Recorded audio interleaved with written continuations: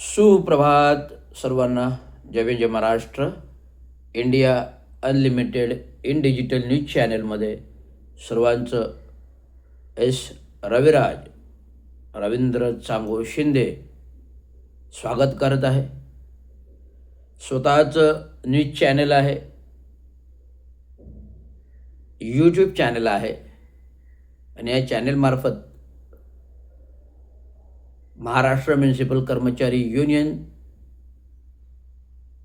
हे YouTube channel मार्फत समाजातील विविध प्रश्नांच्या जडणघडण, मग ती एक सामाजिक असो, मग ती राजकीय असो, का ती तांत्रिक बाबीची असो. तांत्रिक बाबीची या अर्थाने की मी पेशाने अभियंता आहे, सेवेमध्ये 32 वर्ष सेवा केली, कार्यकारी अभियंता पदावरून सेवानिवृत्त झालो आणि सेवेत असल्यापासून 12 वर्ष दिवंगत कामगार नेते चांगो शिंदे, तुम्हाला दाखवतो. दिवंगत नेते कामगार शिंदे, दिवंगत नेते चांगो शिंदे यांचं कामगार संघटनेचं काम अमर्यादित चालू आहे. त्याच्यामध्ये कुठल्याही प्रकारचं खंड नाही आणि हे कामगार नेतृत्वाचं काम करत असताना अनेक अडीअडचणीतून, अनेक प्रसंगातून मला स्वतःला जावं लागलं. कारण सेवेच्या कार्यकालामध्ये शेवटच्या 3 वर्ष सेवानिवृत्ती होत असताना लागोपाठ 6 महिने कोविड कालामध्ये 2020 आणि 2021 मध्ये 6 महिन्याच्या फरकाने 2दा निलंबन. त्याच्या आधी 96 मध्ये अतिक्रमण आणि बांधकाम विभागात बांधकाम निष्क्रियचं काम करत असताना राजकीय पक्षपातीचा बळी म्हणून तेव्हाही मला निलंबन केलं होतं. म्हणजे एक अधिकारी प्रामाणिक काम करत असताना तो 3दा सेवानिवृत्त होतो. याचा अर्थ ही त्याच्या कामाची पोचपावती आहे की हा माणूस एवढं प्रभावीपणे काम करतो, तर प्रशासनाला जे सत्य गोष्टी आहेत ते उघड होतात. त्यामुळे चोरांचे डाव फेल होतात. त्यामुळे या चोरांचे डाव यशस्वी होण्यासाठी रवींद्र शिंदेसारख्या एका प्रामाणिक अधिकाऱ्याला, अभियंत्याला वारंवार निलंबित करणं हे शासन नियमावलीच्या कार्यामध्ये अशोभनीय आहे. आता बघा, मी तर एक अभियंता झालो, कार्यकारी अभियंता झालो, परंतु महाराष्ट्राच्या सेवेमध्ये तुकाराम मुंडे सारखे IAS अधिकारी हे कुठेतरी कोपऱ्यामध्ये फेकले जातात का? कारण कामात प्रामाणिकता, सचोटी, न्यायप्रविष्टता, सेवाशर्तीच्या नियमावलीचा पाळणं, आदर्श ठेवून काम करणं आणि कामगारांना शिस्त लावणं, कुठल्याही भ्रष्टाचाराला वाव न देणं, ही बाबी असल्यामुळे तुकाराम मुंडेंसारखे IAS दर्जाचे अधिकारी, मग ते नाशिक महानगरपालिका असो, मग ते नवी मुंबई महानगरपालिका असो, का मुंबईचं मंत्रालय विभाग असो, कुठल्याही विभागामध्ये 1 वर्षाशिवाय जास्त काम ते करू शकले नाहीत का? कारण राजकारण, सत्ताकारण या गोष्टीमुळे प्रामाणिक अधिकाऱ्याला किती त्रास होतो हे याच्यावरून दिसून येते. तर मुद्दा हा आहे, राजकीय मुद्दा आहे. कालच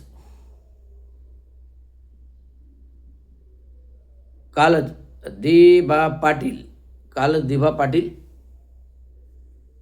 यांचं नवी मुंबईमधील आंतरराष्ट्रीय विमानतळाचं उद्घाटन झालं. नरेंद्र मोदी देशाचे पंतप्रधान काल आले होते. विविध बहुउद्देशीय प्रकल्पांचं त्यांच्या हस्ते भारतीय जनता पार्टी सरकार, राज्याचे मुख्यमंत्री देवेंद्र फडणवीस, दोन्ही उपमुख्यमंत्री एकनाथराव शिंदे आणि अजितजी पवार या तिघांच्या या उपस्थितीत आणि देशाचे पंतप्रधान नरेंद्र मोदी यांच्या हस्ते उद्घाटन झालं. परंतु ते एअरपोर्ट अजून पूर्णत्वास आलेलं नाही. अजून वर्षाचा कालावधी लागेल. परंतु कुठेतरी देशाचे पंतप्रधान नरेंद्र मोदी यांच्या BJPच्या RSSच्या नियमावलीनुसार 75 वर्षे पार झाल्यामुळे त्यांना सत्तेतून पायउतार होऊन देशाच्या पंतप्रधानपदी नव्याने कोणी येईल राजकारणामध्ये म्हणून तत्पूर्वी निवडणुकापूर्वी, महानगरपालिकांच्या निवडणुकापूर्वी आंतरराष्ट्रीय एअरपोर्टचं उद्घाटन झालं. म्हणजे कुठेतरी लोकांच्या नजरेमध्ये एक चांगलं कामाचं प्रतीक, एक चांगलं काम, एक बहुउद्देशीय काम, एक आंतरराष्ट्रीय काम प्रतीक म्हणून लोकांच्या नजरेत यावं यासाठी देशाच्या पंतप्रधानांनी उद्घाटन केलं. मी देशाचे पंतप्रधान नरेंद्र मोदी यांचं इंस्टाग्रामवर सातत्याने चॅटिंग करत असतो. देशाचे पंतप्रधान नरेंद्र मोदी यांच्याबरोबर इंस्टाग्रामवर सातत्याने चॅटिंग करत असतो. मी त्यांना म्हटलं होतं की मला 1 वर्षासाठी पंतप्रधान बनवा देशाचं, 1 वर्षासाठी मला पंतप्रधान बनवा देशाचं, 1 वर्षासाठी मला पंतप्रधान बनवा देशाचं. बघा, देशाची सर्व महागाई स्वस्त, पेट्रोल स्वस्त, डिझेल स्वस्त, कोणावरही कुठल्याही प्रकारचं कर नसणार आहे. फक्त जे मोठमोठाले उद्योजक आहेत ज्याने सरकारी पैसा लाटला, जे मोठमोठाले उद्योजक आहेत ज्यांनी सरकारी पैसा लाटला, जे मोठमोठाले उद्योजक आहेत ज्यांनी सरकारी पैसा लाटला, त्यांना पूर्णतः वसुली, पुन्हा 100% टॅक्स. आणि जे देशाच्या पैशात चोरी करून बाहेर देशात गेलेत, परराष्ट्र मंत्रालयाद्वारे संपर्क करून, तर सर्व देशांशी संपर्क करून त्यांना भारत देशात आणण्याचा प्रयत्न जरूर हा रवींद्र शिंदे करेल. जर तुम्ही 1 वर्षाचं मला पंतप्रधानपद द्या. सगळं महागाई कमी, पेट्रोल कमी, डिझेल कमी, रिटेल मार्केट कमी. आज रिटेल मार्केटमध्ये रिलायन्स, अंबानी, अदानी, टाटा, बिर्ला समूह, टाटा समूह, कन्स्ट्रक्शनमध्ये टाटा समूह, बिर्ला समूह, रिलायन्स, अदानी, या सर्व गोष्टी रिटेल मार्केट असो किंवा कन्स्ट्रक्शन मार्केट असो याच्यामध्ये उतरल्यामुळे आज शेतकऱ्यांच्या मालाला बाजारभाव का मिळत नाही, तर ह्या उद्योजकांनी स्वतःच्या फार्म हाऊसेस आहेत, स्वतःच्या शेती आहेत, स्वतःच्या शेती आहेत. त्यामुळे स्वतःच्या फार्म हाऊसमधून, स्वतःच्या शेतीमधून हे पिकं पिकवून थेट रिटेल मार्केटमध्ये आणतात. म्हणजे जसं टाटा टी आहे जो केरळमधून येतो, बिर्लाचे जे मॉल्स आहेत रिटेल मार्केट हे स्वतःच्या प्लांट्समधून येतात. त्यामुळे शेतकऱ्यांचा जो शेतीचा माल आहे मार्केटमध्ये आणायचा तर त्याला भाव नाही, त्यामुळे किरकोळ भाव येतो. त्यामुळे हा सगळा प्रकार बघता देशाचे पंतप्रधान नरेंद्र मोदी शेतकीप्रधान देशाला प्रगत करायचं, शेतीप्रधान देशाला, देशाचे पंतप्रधान नरेंद्र मोदी यांनी शेतीप्रधान देशाला प्रगत करायचं सोडून इंडस्ट्रियल जगताला प्रगत करत आहे.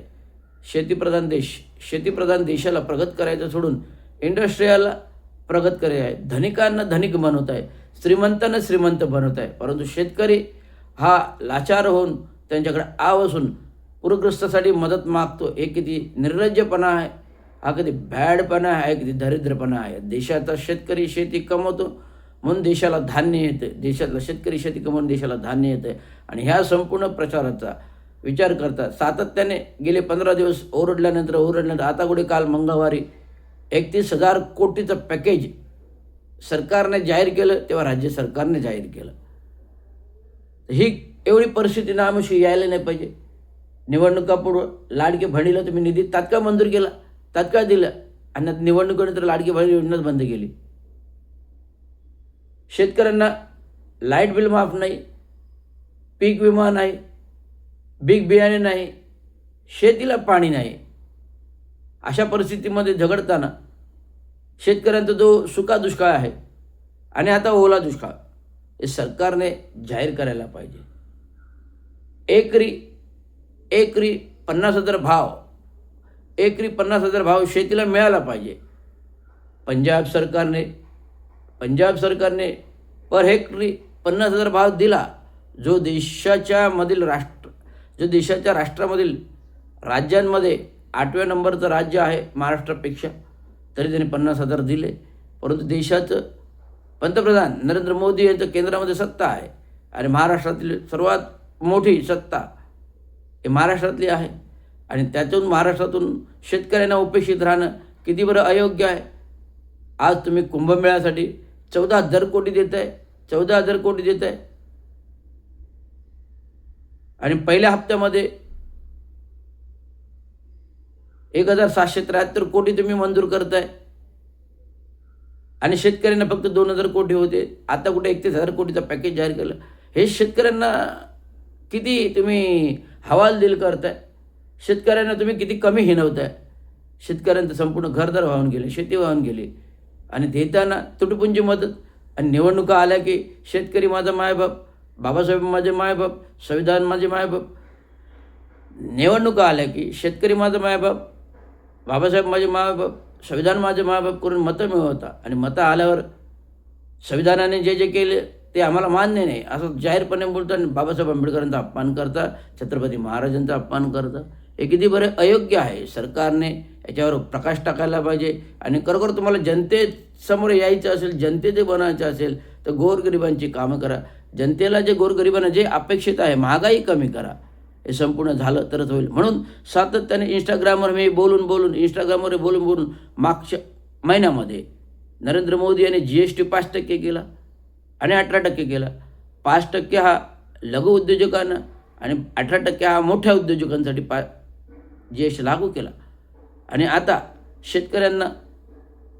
शेतकऱ्यांचे जेवढे प्रश्न आहेत, हमीभाव, शेतकऱ्यांना हमीभाव मिळाला पाहिजे, पीक विमा मिळाला पाहिजे. आणि पूरग्रस्ताचा 1 हेक्टरी 50,000 शेतकऱ्यांना पर एकरी लागू झाले पाहिजेत. हे माग आहे. आज तुम्ही आंतरराष्ट्रीय विमानतळाचं काल उद्घाटन करताना कोकणातील असंख्य लोकांनी आंदोलन केले की दिबा पाटील याचं नाव आंतरराष्ट्रीय विमानतळाला द्या. आता विमानतळाच्या नामकरणाचा प्रश्न आहे. तर कुठल्याही वस्तूला नाव देऊन काही भारतात देशाचा विकास होत नाही किंवा राज्याचा विकास होत नाही. कुठल्याही वस्तूला नाव देऊन भारत देशाचा विकास होत नाही किंवा राज्याचा विकास होत नाही. तर असं कुठलं आंतरराष्ट्रीय कार्य आहे दिबा पाटलांचं, तर त्यांना आंतरराष्ट्रीय विमानतळाला नाव देतील. स्वर्गीय इंदिरा गांधी यांचं देखील आंतरराष्ट्रीय विमानतळाला नाव द्यावं. स्वर्गीय इंदिरा गांधी यांचं देखील राष्ट्रीय विमानतळाला नाव द्यावं असं ठराव कोणी मांडला का? कारण ज्या देशाच्या पंतप्रधान इंडियन आयर्न लेडी यांनी देशासाठी बलिदान दिलं, जीव दिला, स्वर्गीय राजीव गांधी यांनी बलिदान दिलं, जीव दिला, असं कोणीही म्हटलं आहे का? इंदिरा गांधींचं नाव द्यायला पाहिजे, राजीव गांधींचं नाव द्यायला पाहिजे? नाही. छत्रपती शिवाजी महाराज आंतरराष्ट्रीय एअरपोर्ट, मुंबई एअरपोर्ट हे नामकरण झालेलं आहे. परंतु नवी मुंबईमध्ये जर नाव द्यायचं असेल आणि जर वाद मिटवायचा असेल तर मी सगळ्यात सांगतो, परमपूज्य महामानव विश्वभूषण परमपूज्य डॉक्टर बाबासाहेब आंबेडकरांचं नाव द्या, डॉक्टर बाबासाहेब आंबेडकरांचं नाव द्या, डॉक्टर बाबासाहेब आंबेडकरांचं नाव द्या. तर हे संपूर्ण नामकरणाचा विषय इथेच बंद होईल. संपूर्ण नामकरणाचा विषय इथेच बंद होईल. त्यामुळे परमपूज्य महामानव विश्वभूषण भारतरत्न डॉक्टर बाबासाहेब आंबेडकरांचं नाव आंतरराष्ट्रीय विमानतळाला, नवी मुंबई आंतरराष्ट्रीय विमानतळाला मिळालंच पाहिजे. नवी मुंबई आंतरराष्ट्रीय विमानतळाला डॉक्टर बाबासाहेब आंबेडकरांचं नाव दिलंच पाहिजे. नवी मुंबई आंतरराष्ट्रीय विमानतळाला डॉक्टर बाबासाहेब आंबेडकरांचं नाव दिलं पाहिजे. कारण अशी त्यांची महान कीर्ती आहे, जगाविख्यात कीर्ती आहे, आंतरराष्ट्रीय कीर्ती आहे. ज्यांनी संविधान घडवलं, घटना घडवली, अशा पुरुषाचं नाव नवी मुंबई, महाराष्ट्रातील नवी मुंबई आंतरराष्ट्रीय विमानतळाला मिळालंच पाहिजे. ही सर्वस्वी मागणी आहे. त्यामुळे दिबा पाटील यांचं कुठलंही आंतरराष्ट्रीय काम नाही. साधा एक शेतकरी कामगार संघटना पक्षाचं आमदार राहून गेलेत, मंत्री राहिले असतील, त्याचा इतिहास काय पुन्हा फार माहीत नाही. पण कोकणातले एक ते आमदार राहून गेलेत, मंत्री राहून गेले, काही असतील नेते. परंतु आंतरराष्ट्रीय कीर्तीचं असं काही दिबा पाटलांनी घडवलेलं नाही.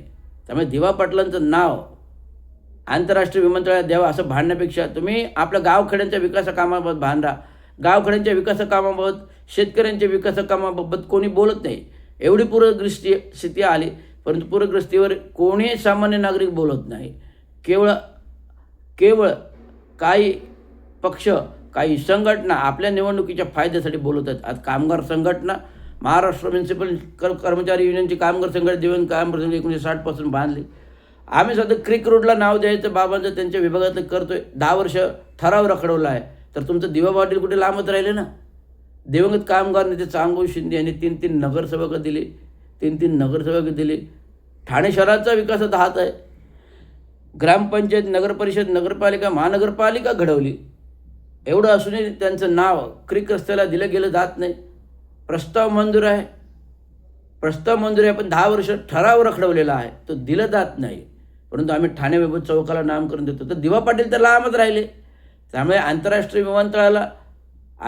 विमानतळ, नवी मुंबई आंतरराष्ट्रीय विमानतळ, डॉक्टर बाबासाहेब आंबेडकर, भारतरत्न डॉक्टर बाबासाहेब आंबेडकरचे नाव दिले पाहिजे. भारतरत्न डॉक्टर बाबासाहेब आंबेडकर नाव द्या. भारतरत्न डॉक्टर बाबासाहेब आंबेडकर नाव द्या. हा प्रस्ताव आहे, तो सरकारने विचाराधीन घ्यावा, तरच हा आवाज गप्प बसेल. एवढं सांगायचं. धन्यवाद. जय भीम, जय महाराष्ट्र, जय हिंद, जय भारत.